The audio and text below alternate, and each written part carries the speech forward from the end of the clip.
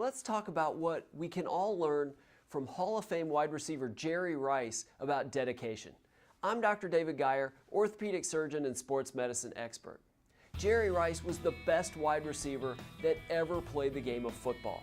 There's a legendary story. I've heard it told by Joe Montana. I've heard it told by my friend and one of my speaking coaches, Bo Eason, who for a year or maybe a few years played with Jerry Rice toward the end of Bo's career.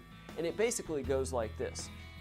It's preseason, he's with the 49ers, but he's kind of toward the backside of his career with the 49ers. He's the elder statesman among the wide receivers. All these new wide receivers are in camp, and they're sort of hot dogging it, just sort of going through the motions in these passing drills. The quarterbacks are throwing it, the wide receivers are catching it. These rookies sort of flip the ball off and sort of hot dog back. Not Jerry Rice. He catches the ball, runs straight down the end zone at a full sprint. Bo's like, well, that's kind of weird. What's that all about? The other players come up, they run their routes, flip the ball back. Then Jerry Rice comes up again, catches the ball, runs straight toward the end zone. And basically what he told Bo was that his attitude is every time the ball hits those hands, his feet end up in an end zone. He basically trained to be great. He wanted to be in the end zone every time he caught a pass in games, so he's going to train that way in practice. This started all the way back when he was in high school with his high school team. The high school, where he was in Mississippi, there was this big hill, and toward the end of practice, they would run sprints up the hill. All these high school kids are throwing up everywhere. Jerry Rice not only finishes the hill sprints with the team, but then after the team leaves, he runs more of those sprints. Every time he thinks he's going to quit, he keeps going more. Gets into the NFL, he's finally made it. He still works like this. In the offseason, when guys take time to rest, not only Jerry Rice, but he gets his teammates to come train with him.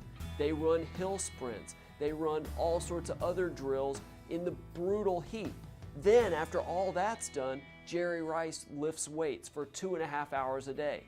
Upper body alternating with lower body, so he's in peak physical condition. He goes to the Pro Bowl one year, and unlike everybody else, they go to Hawaii, they just are posing for the cameras, they don't take it seriously. Jerry Rice actually practices hard and performs hard in the game.